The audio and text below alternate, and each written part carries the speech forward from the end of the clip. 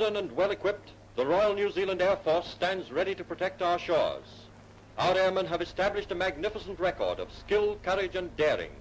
And under the Empire Air Training Scheme, thousands are pouring from New Zealand's training schools each year to speed our Empire's mastery of the air. Yet in 1937, we had only 2 Air Force stations in operation, with a few old machines and a handful of men.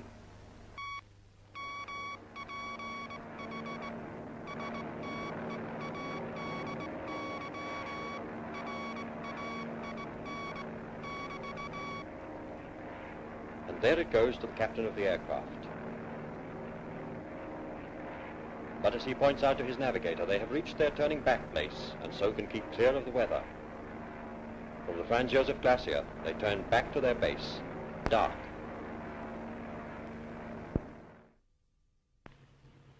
But not all of the flying is done in daytime.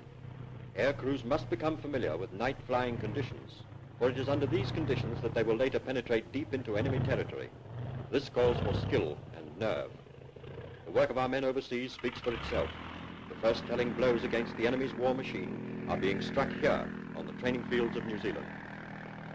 With this training behind him, the pupil is ready to tackle the real thing. Small practice bombs are generally used in training, but this time live heavy bombs are being used. Handling concentrated destruction of this type may look dangerous, but the bombs are quite safe at this stage. It's when you're at the receiving end that you have to worry. Well, here we go.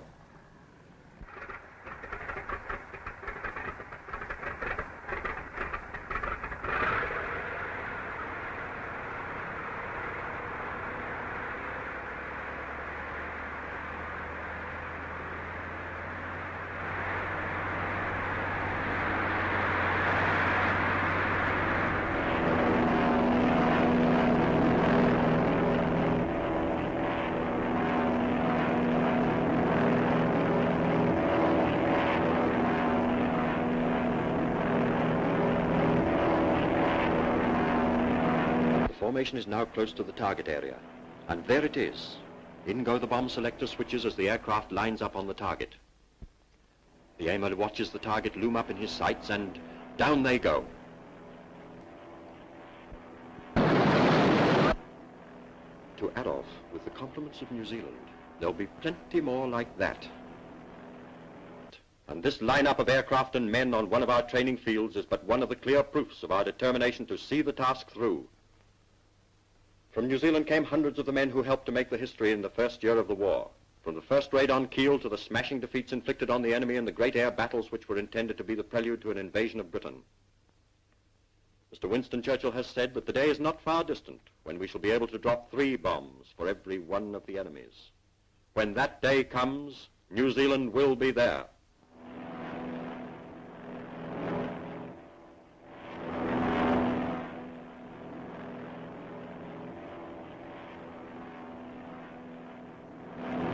From all parts of the empire come men and machines to smash the war plans of the dictators.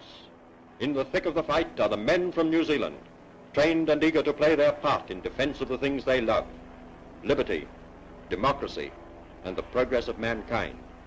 That today is the spirit of the Royal New Zealand Air Force.